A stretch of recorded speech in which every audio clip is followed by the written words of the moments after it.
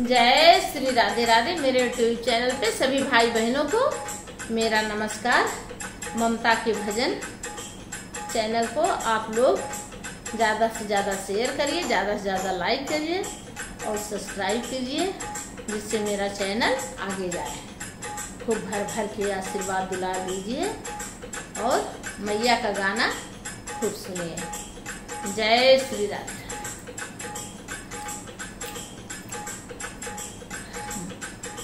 फूलों से सजा है दरबार, मैया जी को प्यारा लगे। फूलों से सजा है दरबार, मैया जी को प्यारा लगे। माथे मैया के बिंदी सो है, माथे मैया के बिंदी सो है। सिंदूरा का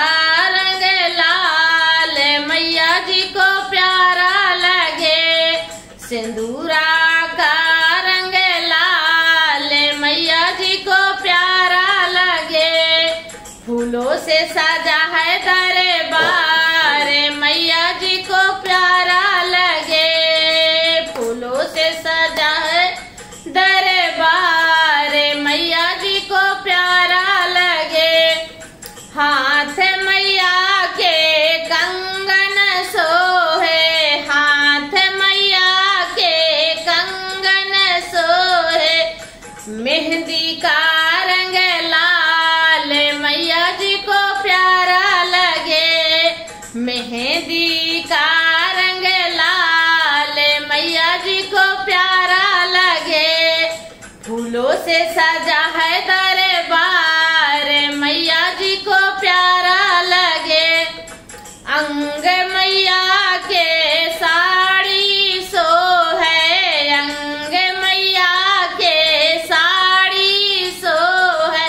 चुनरी का रंग लाल, मैया जी को प्यारा लगे। चुनरी का रंग लाल, मैया जी को प्यारा लगे।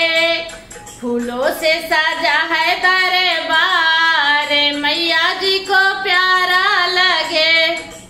पैर पाँव मैया के पायल सो है, पाँव मैया के पायल सो है। महावर का रंग लाल, मैया जी को प्यारा लगे। महावर का रंग है लाल, मैया जी को प्यारा लगे। फूलों से सजा है दरबार, मैया जी को प्यारा लगे। फूलों से सजा है दरबार, मैया जी को